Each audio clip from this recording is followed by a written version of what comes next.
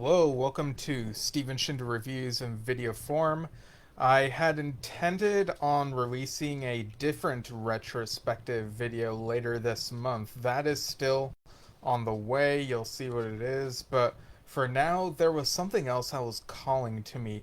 A movie that I watched a lot as a little kid and revisited in my adulthood more recently, and that movie is Gumby the movie.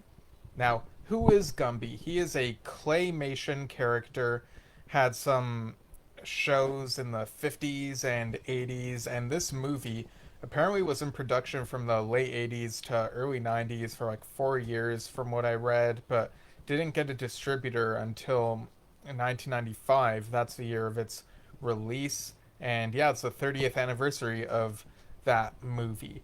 So, back as a little kid, this was something that left a huge impression on me. Seeing a character made of clay, it felt so novel. Like, there wasn't really much of that in the video store. I mean, I eventually found the morph files, and, whenever I watched Zaboomafoo on TV and they would do the claymation segments, I'd think to myself, yeah, I want to see more of that. That whole world that has all these clay animals. Like there's something about the visuals and it just feels very visually pleasing. I mean, I guess that's why a bunch of us used Play-Doh when we were kids, right? So this was like the thing to watch from time to time. And apparently, this movie has been divisive amongst viewers over the years. I know it's been nitpicked to death, so hopefully, my little retrospective about it can offer something that's at least somewhat worth watching or hearing or what have you. So, as far as my experiences with Gumby, I've only seen clips here and there, like just a couple clips, and no more than a handful of the 50s and 80s shows. And the vibe I get is that it feels very surreal, at least from the bits that I've seen. So, revisiting the film and realizing that it feels so surreal, in some ways kind of scary, maybe traumatizing in places to any viewers who are really young, although evidently it did not traumatize me as a little kid, so that's kind of interesting. There seems to be this vibe among fans that the movie didn't do Gumby justice, but this feels about as weird as what few clips I've seen of the Gumby shows feel. So I kind of don't know. Like, this movie kind of just is Gumby to me. It's pretty much the only Gumby thing I've really watched, especially multiple times.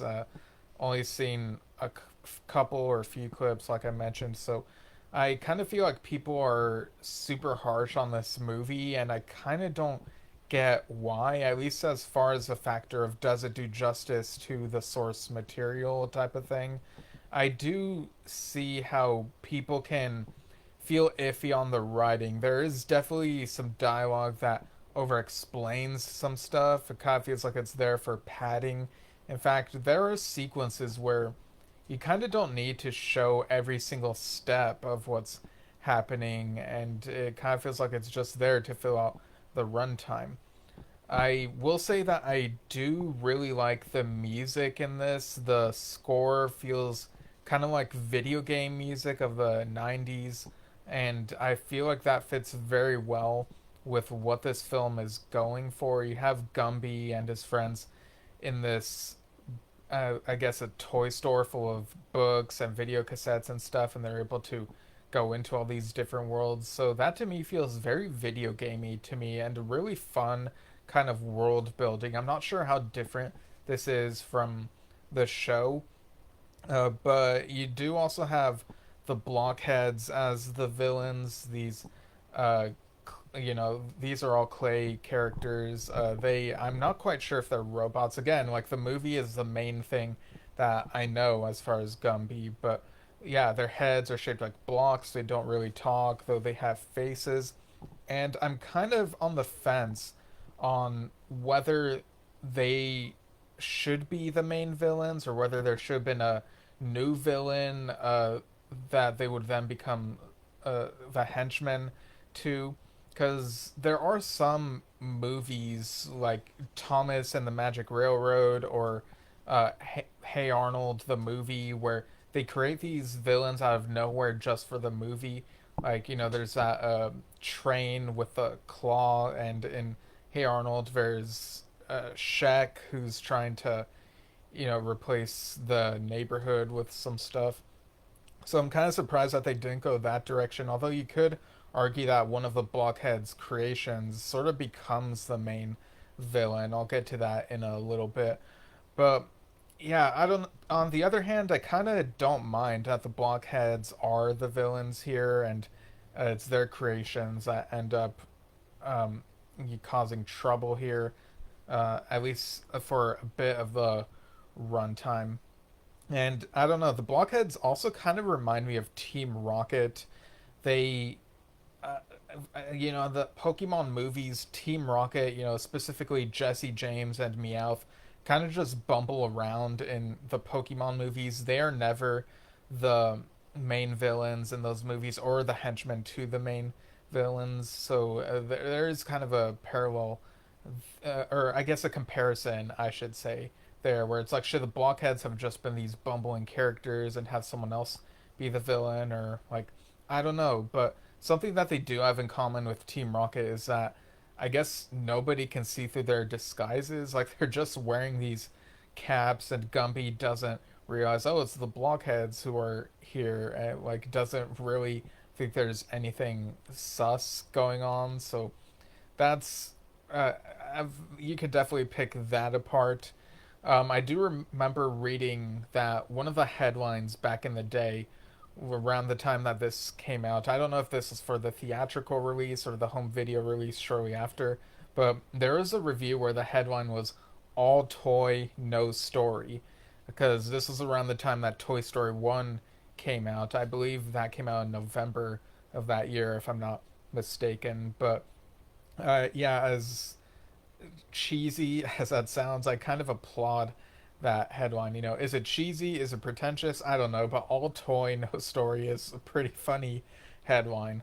Though I would say that there is a story here. It's just that it often feels like kind of just a sequences of events happening one after another, kind of stream of consciousness type of thing, or even comparable to episodes of The Simpsons where they do a plot drift. Like, the plot will be one thing at the start and then drift into something else and then something else, which is very much the formula of The Simpsons. They've done that a lot and they've had success with that. But on this rewatch, I noticed that some of the things early on that are kind of random do feel kind of relevant to stuff that happens later on, though I do believe there are some things you could argue could have been cut down a bit. But again, I guess I really want to meet the feature length film runtime, or what is deemed acceptable for that sort of thing. So, going into spoilers now, the movie begins with the title. Again, this is Gumby the movie, although on Pluto TV it's labeled as the Gumby movie. But in the film itself, I think this is at the beginning and also the end. Definitely the end, if not the beginning also. It's labeled Gumby 1, so you get the sense that they were hoping that this would be such a success that there would be a Gumby 2, which I kind of would have liked to see. What would the story have been for that? But what's super weird about this movie is it begins in space. You have these aliens sort of going to drive in on a moon or asteroid or something. There's a giant screen, and that's where the movie plays. You get a little bit of the intro to the 80s show. And then again, talking about the animation, not just for those clips, but for the movie in general, I would add that the overall aesthetic of this movie, watching it now, it does feel like it's kind of stuck in the past somewhere. Whereas if you watch something like The Nightmare Before Christmas or even Toy Story, those don't really feel like they have that problem, at least from my perspective.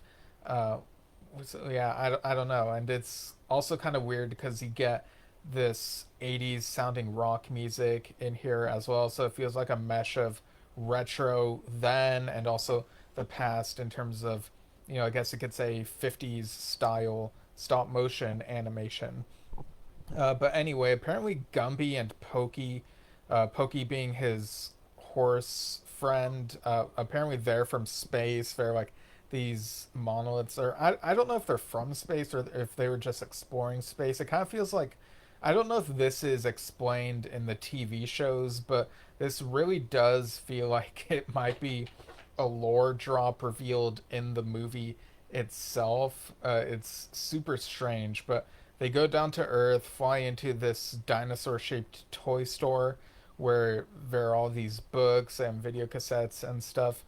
And they, when they land, they take their forms, but Pokey lands somewhere, and then Gumby is just like, nope, and just flies somewhere else.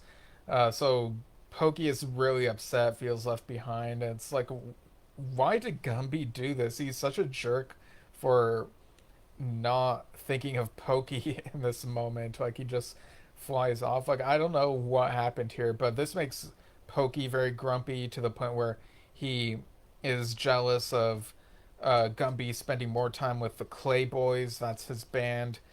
So he's very uh, not super likable in this. Like they're both kind of jerks in different ways, and you could argue who's more of a jerk than the other. But we do see Pokey searching around for Gumby, going to the fire station where Gumby's dad is. We see Gumby there, but he leaves before Pokey gets there. And I guess this fire station moment is to set up, remind the viewers that this is a thing so that it feels relevant later on when it becomes useful. But along the way, Pokey walks by this plastic slide through which his and Gumby's friends Brickle and Goo go down, and they sort of, land into Pokey and become this huge ball clump of clay with their three heads on it. They need to get unstuck, so they're taken to the hospital. And yeah, this scene feels very random, like it's padding out the runtime. I don't know if it's here just to show that there is a way to put these clay characters back together, that they're somewhat malleable. I don't know. I kind of don't know what the purpose is here. It kind of feels like a body horror type of moment. We see these doctors in the hospital examining them and doing these, using their technology to try to separate them, which is fascinating. And Brickle has this line that resonates with me even more as an adult. Like after Goo says, "I'm scared," Brickle says, "Wait until you see the hospital bill." And it's like, yeah, that's a very real issue that adults face. That's one for the parents watching the movie, right? So that's pretty funny. Then we also have this line after the procedure, after they're pulled apart, where the doctors assure them that the bill, like, they don't have to pay it since this is basically research for them. So that's nice. That's really convenient. Next up, they continue looking for Gumby, and he's going through different books, looking at all these different worlds, and this does pay off for this music video that gets made toward the end of the film.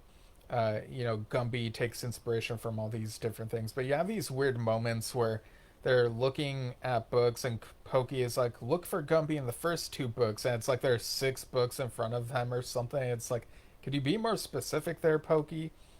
But yeah, so they all eventually, reunite. You got Gumby with the Clay Boys, and they, uh, along with Brickle, Goo, and Pokey, go to this book called Down on the Farm, and that's where they rehearse as a band. But along the way, you see these uh, older folks, or maybe middle aged. I don't know. You get these people fainting because of these loan bills that came in the male, and this is very much set in motion by the blockheads. You know, people took out loans from their company from the looks of it.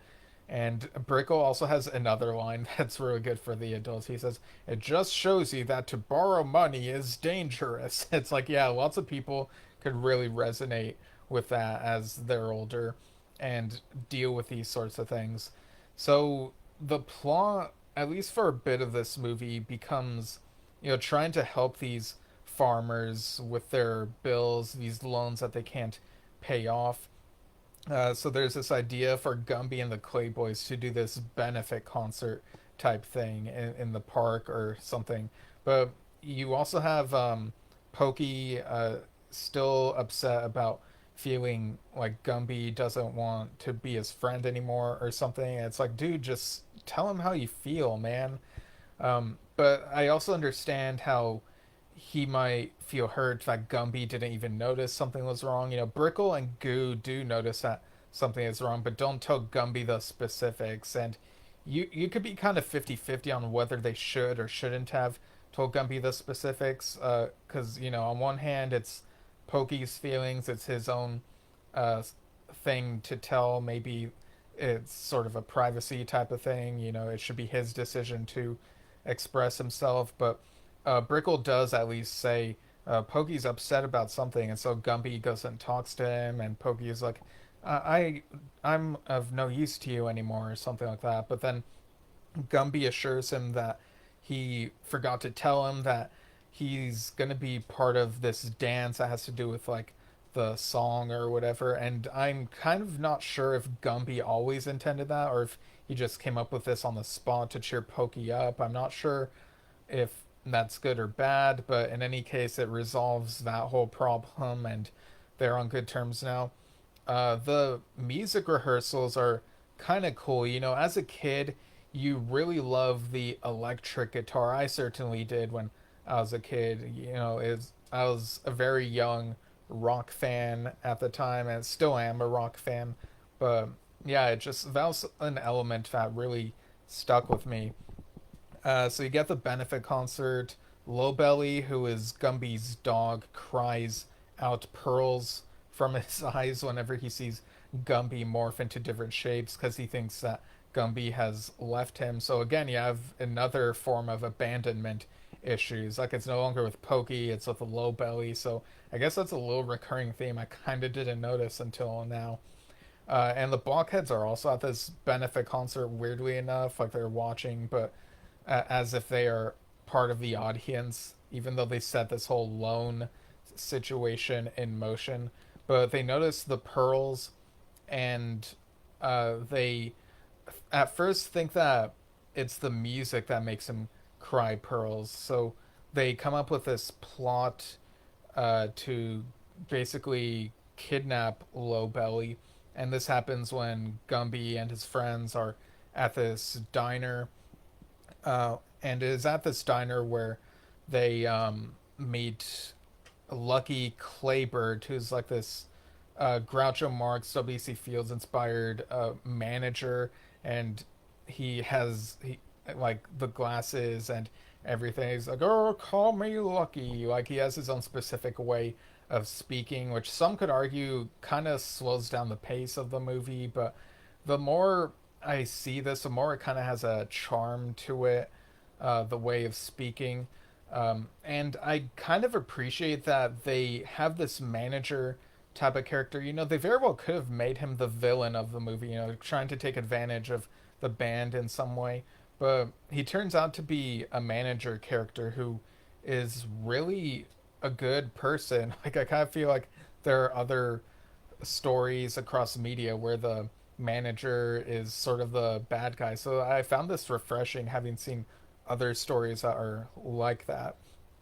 But while they are in this diner, and you know, there's this robot that's like messing up Brickle's order and everything.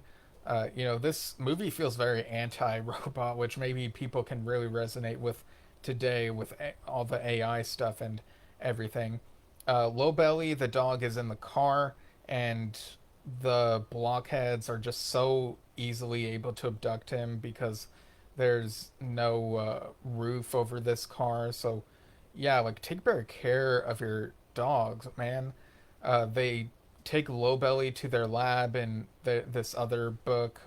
Yeah, they have to travel out of this book and into another one, and they make a robot copy of Lowbelly to replace him, and uh, put him back in the car. And you also have Tara and Ginger. They're these fans of the band, and it kind of feels like they are stalking Gumby and his band.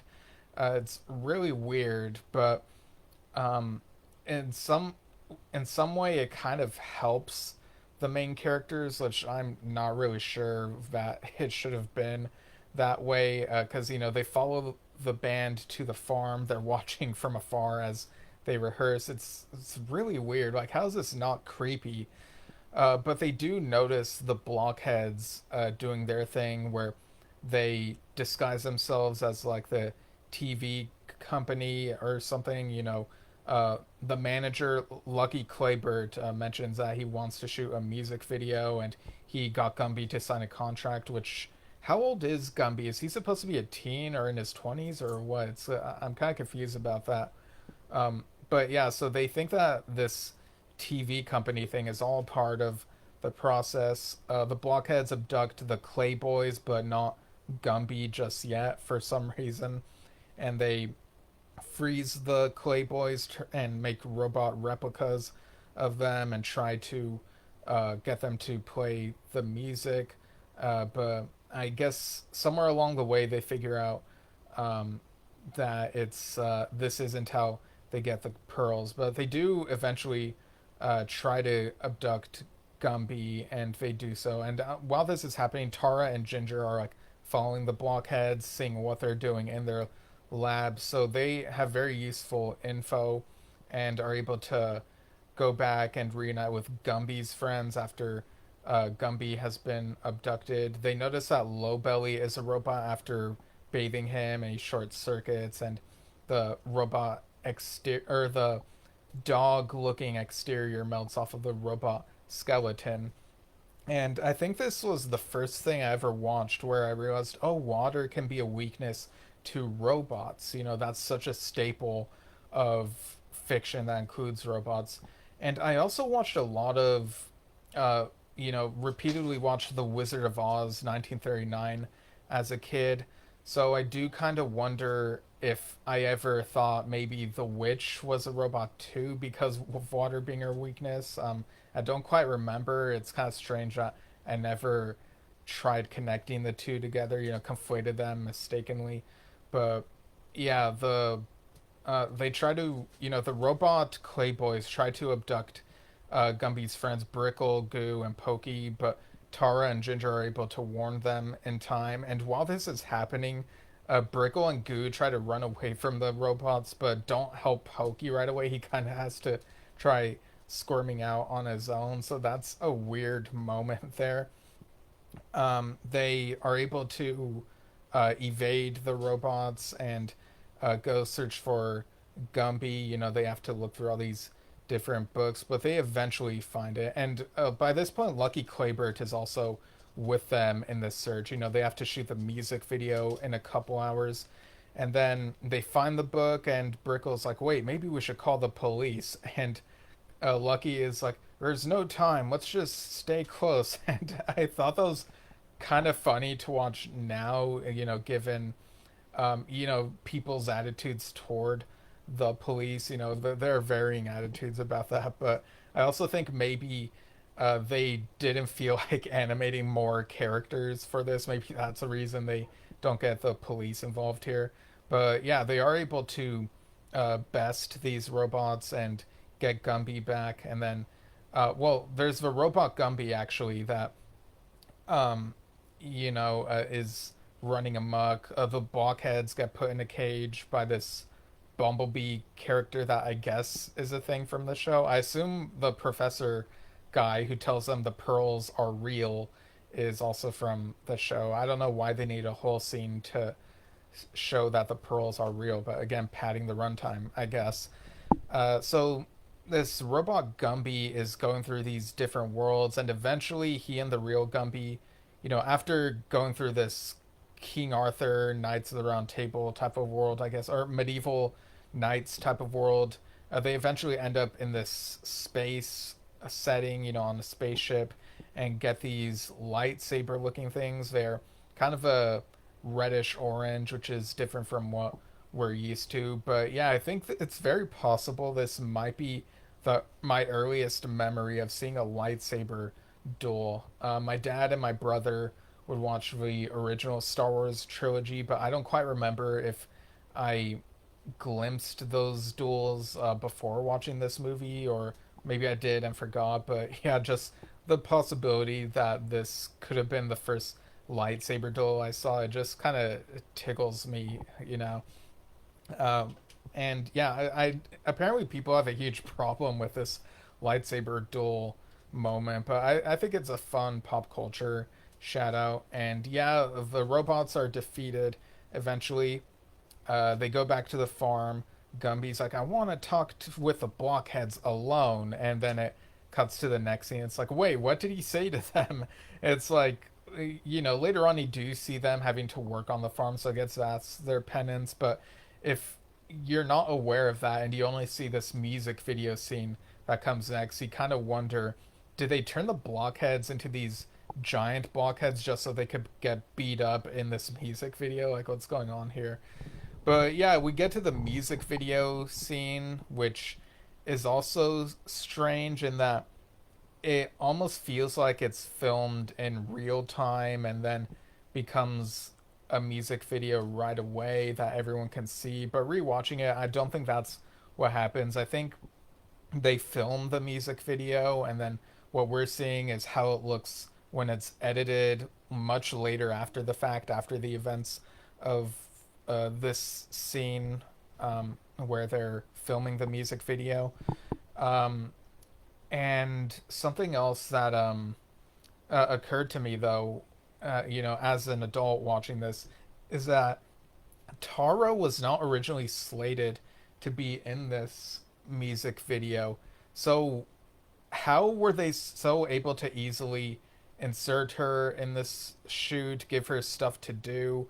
Uh, what was the song gonna be like before she was in it? Was it just this instrumentation without any lyrics, or was someone else gonna sing the lyrics? And then after Tara helped save the day, they're like, you know what, we should have Tara in the music video.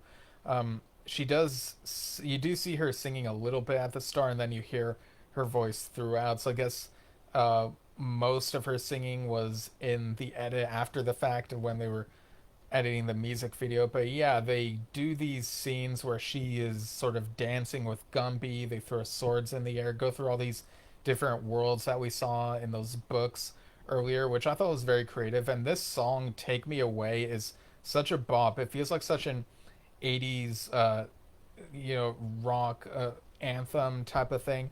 Yeah, it's so good. I suggest you listen to it, just the way the guitar is like do do do do do do do do do do. It's just such a bop. Do do do do do do do do do do. It's so good. It kind of makes a weird journey super worth it. Getting to this song. I think it's a real high point in the movie. So that music video gets done.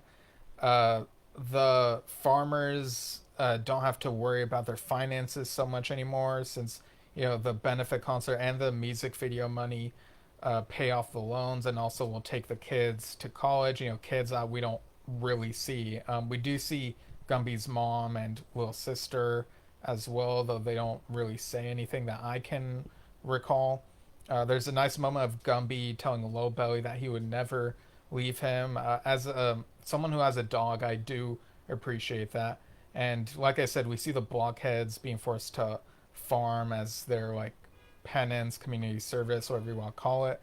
But then we see Gumby and Pokey looking over the farm and being like, it looks like things are fine now. And they fly out as these monolith things again. And as they fly out, Gumby scribbles over the part of the title of the book. It's down on the farm now. He writes up, so that's up on the farm. Mixed feelings about ruining that book cover. But yeah, they fly out into space, and I guess the movie gets turned off. It's super weird, but overall, I think this is kind of a fun ride. It definitely has its issues, which I've pointed out while recapping it, but I think it's a better film than people give it credit for. So, it's fine overall. So, if I were to give it a rating, I would give it a 7 out of 10. So, there you go. That's my review of Gumby the movie, and I'll be back later this month with a retrospective on something else. And thanks for tuning in to Steven Shinder Reviews in video form. I'll see you all soon.